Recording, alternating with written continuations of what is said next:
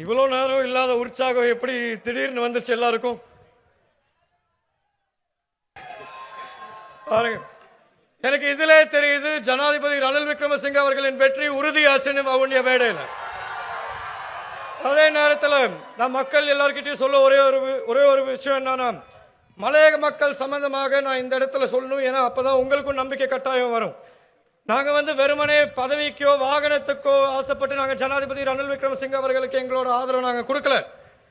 ஜனாதிபதி ரணில் விக்ரமசிங்க அவர்களுக்கு மலையக மக்களோட ஆதரவு வேணுங்கிறப்ப எங்கள்கிட்ட பேசி எங்கள்கிட்ட சொன்னாரு, நான் நிரந்தர தீர்வு கொடுக்க விரும்புகிறேன்.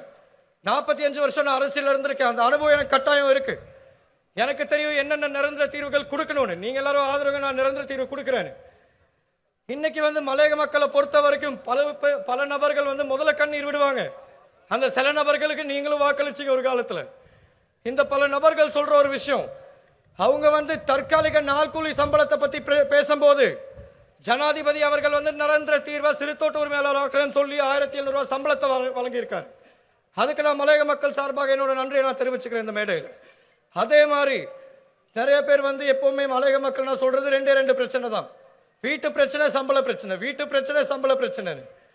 ஆனா வீட்டு பிரச்சனையை பொறுத்த வரைக்கும் அது ஒரு தற்காலிக விஷயம்.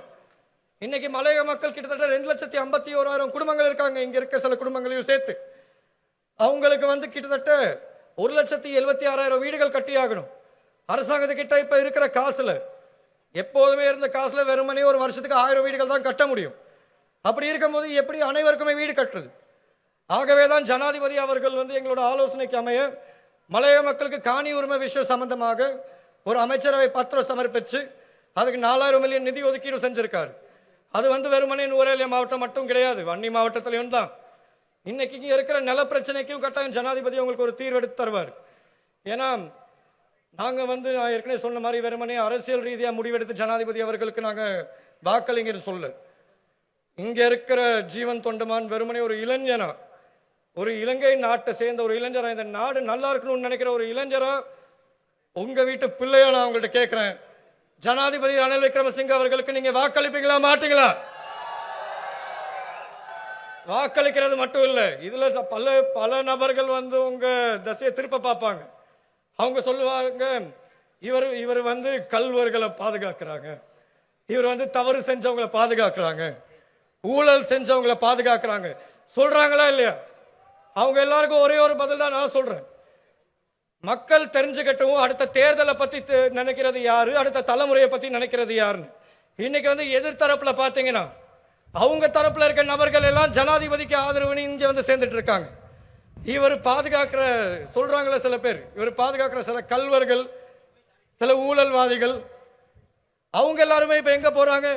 எதிர்த்தரப்புக்கு போய் ஆதரவு கொடுக்கறாங்க. ஆனா அவங்க எதிர்த்தரப்புக்கு போகும்போது அவங்க எல்லாருமே புத்தரா மாறிடுவாங்க. இதான் எனக்கு புரியாத விஷயம். ஆகவே மக்கள் நீங்க சிந்திச்சு சுதாரணமா இருங்க. இன்னைக்கு இருக்க தருணத்துல நீங்க உங்க குழந்தைங்களுக்கு தான் வாக்களிக்கிறீங்க. நீங்க போடுற ஒவ்வொரு வாக்குமே ஒரு அரசியல் கட்சிக்கு நீங்க வாக்களிக்கல.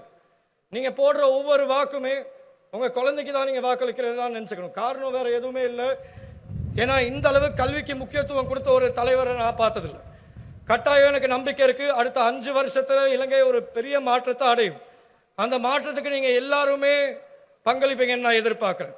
ஆகவே என வருகை தந்த அனைவருக்கும் நான் இங்க என்னோட நன்றியை தெரிவிச்சுக்கிறேன்.